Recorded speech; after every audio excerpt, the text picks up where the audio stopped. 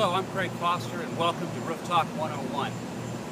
The last time we were on this rooftop, we were looking at a pretty tough roof. It's been about 30, 40 years old. We came in to do a complete re-roof. Tear off, complete new roof system, TPO, thermoplastic polyolefin, white reflective roofing, sustainable, and that's what we're talking about. We're talking about an insulated deck, white roofing, energy efficient, saving you money, and saving you costs over time.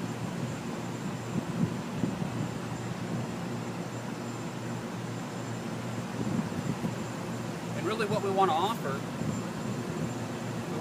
roof systems and solutions for you that are cost effective, not just now, but down the road in the long term. The life cycle cost of a roof system means something. Certain systems cost more to maintain than other systems. We evaluate each roof based on its own merits, where it's out, the age, what condition it's in, what type of roof system, and getting feedback from you gives us our direction of where we need to go and what we need to offer you. So with Roof Tech and Roof Guard, we can cover you from start to finish, from the beginning to the end.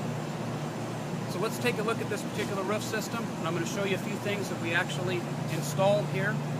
Now keep in mind, this roof was a gravel roof with actual plant growth growing out of it.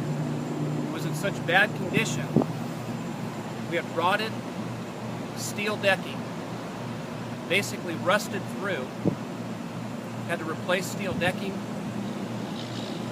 insulation, new membrane, fully complete system.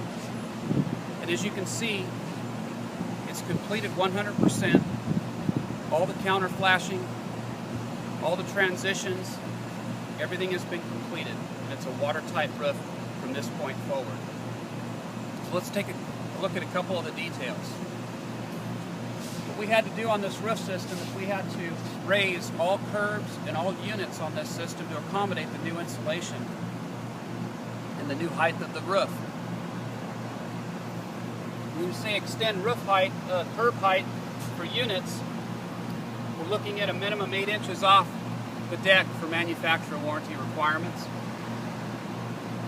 We have new metal counter flashing around every unit and all the curbs to terminate all the membrane edging and termination points.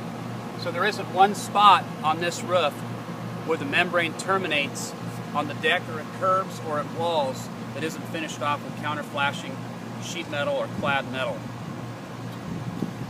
So let's take a walk. As you can see throughout the roof, you see the gray lines.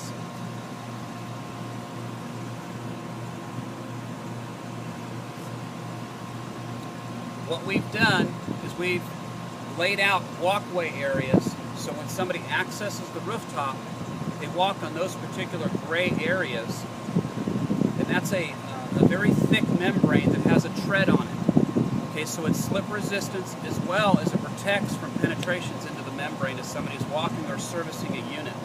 And you can see that throughout the roof and around all the units.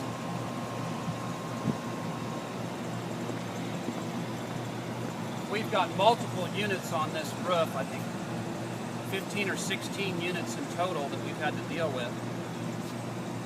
We had to basically rebuild the ductwork, create curbs, and extend the units up off the roof deck to an 8-inch height or 2 4x4 nailers.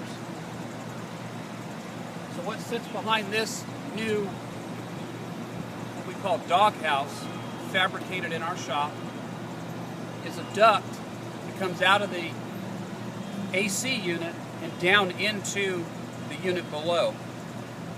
But what we had before was this duct going directly down into the roof with no curbing, no correct counter flashing. So what we did is we built all new curbing, all new counter flashing with the ductwork, extended the ductwork, fabricated new dog houses, all new sheet metal,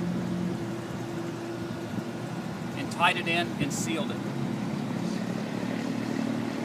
So all the accessory items or the peripheral items that get attached to this roof are all watertight as well. And that's what you want. When you do a roof system, when you do all the metal work, you do all the tie-in work, that's what you're wanting. You're wanting a roof that's watertight from side to side and end to end and everywhere in between. Let's take a look at a couple other things. Like for instance, this is what we call a pitch pocket or a pitch pan. This is a unit that's fabricated in our shop with a clad metal that you can weld to with the membrane, and then it's filled in with a pourable sealant, and it seals in around the penetration that's coming out of the pitch pocket. Let's take a look at a couple other items.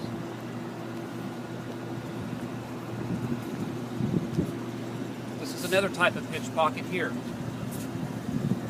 Again, it's fabricated to the size or the need for that particular penetration. It's filled and sealed to the penetration. Now as we move to different things, different penetrations, unique items that maybe a manufacturer doesn't provide something for, we have to field fabricate items. This flashing that's all around this penetration is fabricated in the field and welded. So there isn't a pre-molded flashing for this. We have to create this flashing. Then as you can see, it's sealed off at the top. There's a cinch band applied so that flashing can't go anywhere and it can't move away from this metal pipe. One other thing. We move over here. Take a look at this detail. Unlike the last one we just looked at, this is a pre-molded pipe boot that comes from the manufacturer. This one's installed by slipping it over the pipe, welding it down, again, sealing it at the top, putting the cinch band on.